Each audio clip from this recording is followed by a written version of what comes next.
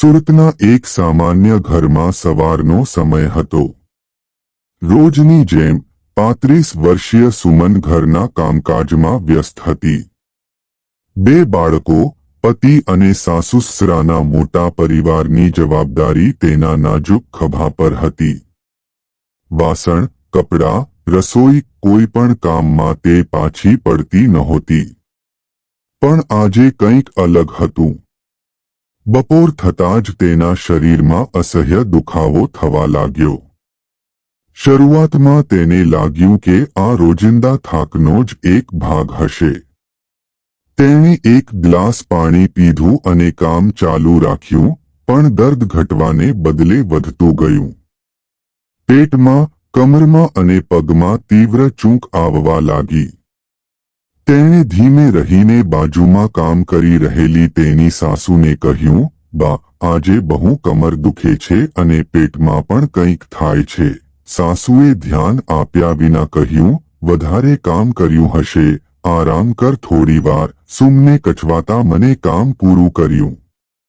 સાંજે પતિ રમેશ ઘરે આવ્યો ત્યારે તે દર્દથી કણસતી હતી. રમેશે પણ ખાસ ધ્યાન ન આપ્યું અને કહ્યું, "શું થયું?" "નાટક ન કર." સુમનના મનમાં એક ભય પેસી ગયો હતો, પણ કોઈ તેની પીડાને સમજવા તૈયાર નહોતું. રાત થતાં જ દુખાવો એટલો વધી ગયો કે તે પથારીમાંથી ઊભી પણ ન થઈ શકી. તેણે રાત્રે જ રમેશને દવાખાને લઈ જવાનું કહ્યું, પણ રમેશે સવારે જવાની વાત કરી અને સુમન આખી રાત દર્દથી તરફડતી રહી. સવારે સુમનની હાલત વધુ ખરાબ થઈ ગઈ હતી. રમેશ અને તેના સાસુ-સસરા તેને નજીકના દવાખાને લઈ ગયા. ડોક્ટરે તપાસ કરતાં જ કહ્યું કે સુમનની તબિયત ખૂબ નાજુક છે અને તેને તાત્કાલિક દાખલ કરવી પડશે. આ સાંભળીને રમેશ અને તેના સાસુ-સસરા ચોંકી ગયા. દાખલ કરવી પડશે? શું થયું છે તેને? રમેશે પૂછ્યું. ડોક્ટરે કહ્યું કે સુમનને આંતરિક રક્તસ્રાવ થઈ રહ્યો છે અને સમયસર સારવાર નહીં મળે તો જીવનું જોખમ છે.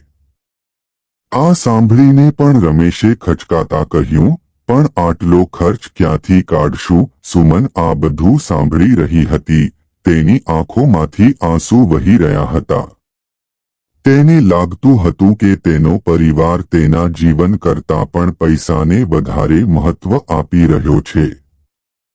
આખરે ડોક્ટરના આગ્રહ અને સુમનની કથળતી હાલત જોઈને રમેશ તેને દાખલ કરવા તૈયાર થયો. સુમનને માં રાખવામાં આવી. દિવસો વીતતા ગયા. સુમનની હાલત સુધારવાને બદલે વધુ ગંભીર બનતી ગઈ. રમેશ અને તેના પરિવારજનો સુમનને જોવા પણ ભાગ્યે જ આવતા.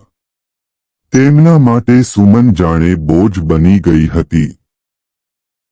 હોસ્પિટલના બિલોનો આંકડો વધતો જતો હતો અને પરિવારજનોનો ગુસ્સો પણ. સુમન એકલી પથારીમાં પડી રહી, પોતાના બાળકો, પોતાનો પરિવાર અને પોતાની અસ્તિત્વ માટે લડતી રહી. તેને લાગતું હતું કે તે આટલા વર્ષોથી જે પરિવાર માટે જીવી હતી, તે પરિવાર જ આજે તેને છોડી દેવા તૈયાર છે. કેટલાક દિવસો પછી ડોક્ટરોએ રમેશને બોલાવીને કહ્યું કે સુમનની સ્થિતિ ખૂબ જ નાજુક છે અને તેઓ શ્રેષ્ઠ પ્રયાસો કરી રહ્યા છે, પણ હવે તેમના હાથમાં કંઈ નથી. આ સાંભળીને રમેશ સ્તબ્ધ થઈ ગયો, પણ તેના ચહેરા પર દુઃખ કરતાં વધુ ચિંતા દેખાતી હતી. ચિંતા હોસ્પિટલના મોટા બિલની અને સુમન વગરના ભવિષ્યની. બીજા જ દિવસે સવારના પહોરમાં સુમને અંતિમ શ્વાસ લીધા. હોસ્પિટલના બહાને, એકલતામાં, પોતાના પરિવારથી દૂર તેણે આ દુનિયા છોડી દીધી. તેના બાળકો નાના હતા. તેઓ ક્યારેય સમજી શક્યા નહીં કે તેમની માતાને શા માટે સમયસર સારવાર ન મળી.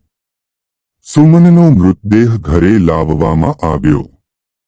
આખો પરિવાર રડતો હતો, પણ એ આંસુમાં દુઃખ કરતાં વધારે પસ્તાવો હતો. પસ્તાવો સુમનની પીડાને અવગણવાનો, પસ્તાવો સમયસર સારવાર ન આપવાનો, પસ્તાવો એક જીવને બચાવવાની તક ગુમાવવાનો।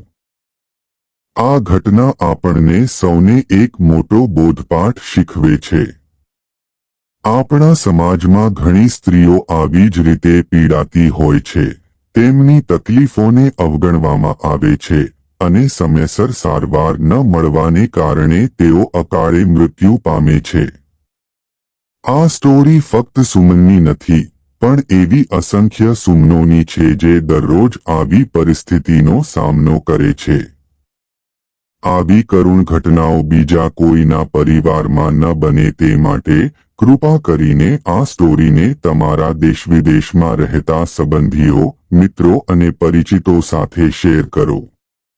આ સંદેશને શક્ય તેટલો ફેલાવો, જેથી લોકો સ્ત્રીઓના સ્વાસ્થ્ય પ્રત્યે ગંભીર બને અને સમયસર સારવારનું મહત્વ સમજે।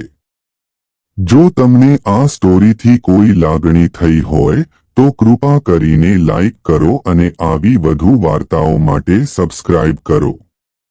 તમારો એક શેર, એક લાઈક અને એક સબસ્ક્રાઇબ કોઈના જીવન બચાવી શકે છે।